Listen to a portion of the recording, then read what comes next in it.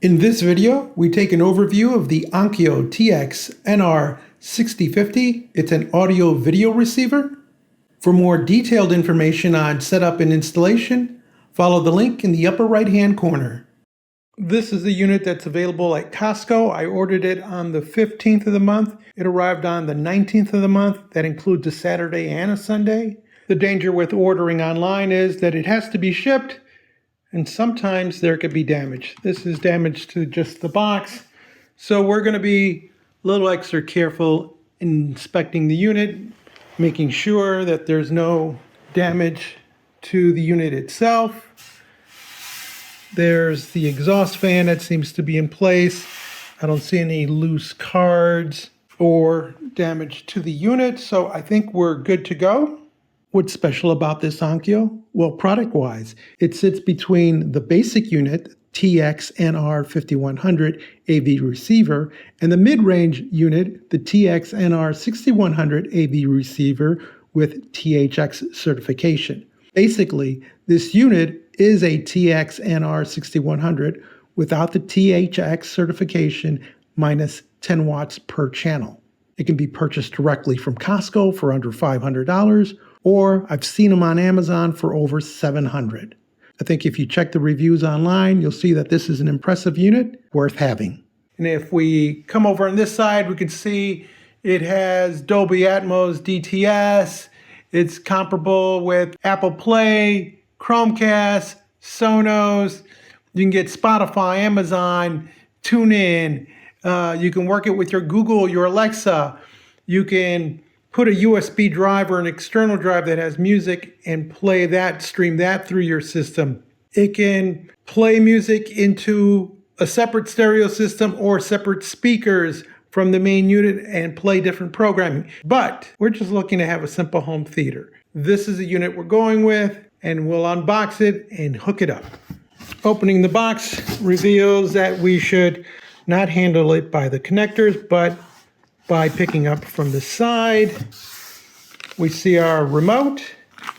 We see our AM, FM antenna. We also have a quick guide. Now, mind you, there is a more detailed manual that's available. It's online because most people don't read the manual. But I'm going to ask you to download it, read it, because there's lots of important stuff in there. And it gets you to know all the great features that this receiver is capable of, so you don't want to miss out on that. One other thing, there's firmware involved in this, so one of the things you should do before you start troubleshooting the unit and saying, gee, it's not doing this or it's not doing that, is check for the firmware update. You can get it via either the Wi-Fi connection or Ethernet into the system. That way, you're running the latest and greatest features from Onkyo. Here's a look at the back plane of the receiver. Some of the connection ports, digital in.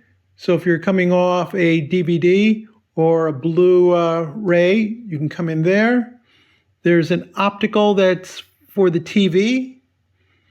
There's phono. So if you have a phonograph, old style, that has the ground cable plugs in there, left and right.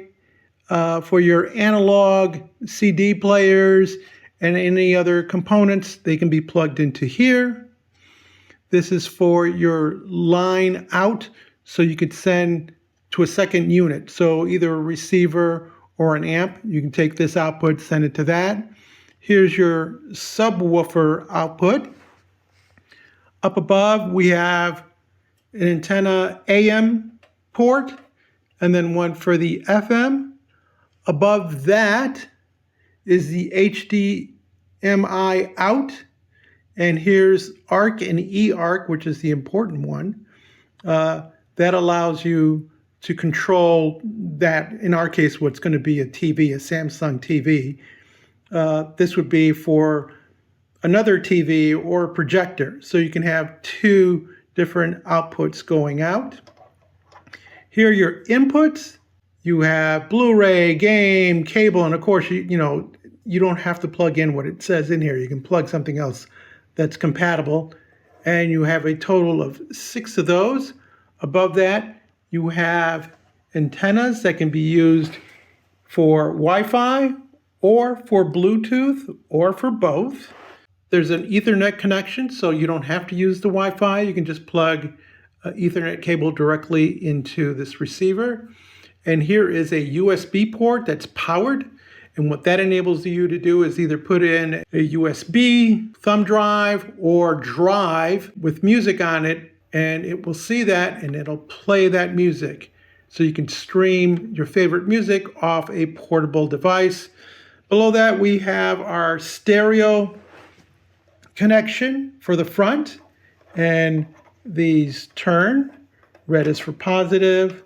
So you can either wrap the wire around, use a spade to go in there, or you can go in with a banana clip connector on the back. And below that are the negatives, black. Then you have a set for the center speaker. You have your surround speakers. Then you have your height speakers, which would be for like Atmos. And you also have your zone speakers. So these are speakers that are going to like a separate room. So you can actually send programming to that room that's separate from what's going out to the mains. Also, depending on how you configure it, and again, it's in the instructions, you can use some or all of these. And then finally, we have a power cord. And because we're in the States, it's just a polarized 120 plug. The front of the unit has a matte black finish to it. And although it looks metallic, it's actually plastic. Coming over on the left-hand side, we have the on standby button. Some of you may call it a power button, but it doesn't fully turn off the unit. There are components that stay on because of what they do, so they're in a standby mode. Below that, we have pure audio, and what pure audio allows you to do is to bypass a lot of the electronics in the display to take the audio that's coming into the unit and going straight out to the speakers through the preamp and amp with minimal processing. Below that, we have a place for headphones, so we see that Apple has not affected that, amen. And then listening mode. You can quickly set your receiver for the mode that you're in, whether it's watching movies or TV, music, or game. This provides a quick way of accessing those listening modes without having to use the remote. Moving on to the display, the hybrid standby. Again, it's the standby mode. The pure audio, which we've just talked about. Zone 2, which is this button here, that allows you to turn that zone on and off. The off button, a quick menu. Then we get down to your pre-selects for DVD, game, SAT, Streambox, PC, aux, CD, TV, phono, tuner, net, and Bluetooth. And I believe some of these are reconfigurable, and of course you don't have to plug a game into game. You could plug in something else that has a video output, but this basically is a video audio switcher.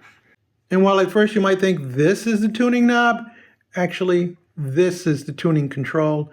And it allows you to go through the presets that you can program into the unit, or you can tune up and down as desired. There's also below that a setup button that gets you into a setup menu. You can enter your setting, you can return out. So between the four of these, you're able to program the unit, or you can use the remote that comes with it. Below this, we have the tone controls. We can increase or decrease treble, vocal, and bass. And at the very end is the volume control. And you'll notice that there are no markings because this is a virtual control. There's no end to it. It's also plastic. It's not weighted. And below that, we have our setup mic. So when you connect all your speakers and you want the system to calibrate it for you, the setup mic would go in there. And here's another USB port. I don't believe this one is powered, but this allows you to do the same thing where you can stick in a USB thumb drive and play the music with the receiver. And that concludes our quick tour of the Onkyo TX-NR6050. If you found this video interesting or useful, give us a thumbs up. leave us a comment, join the subscription team, and as always, thank you ever so much for watching.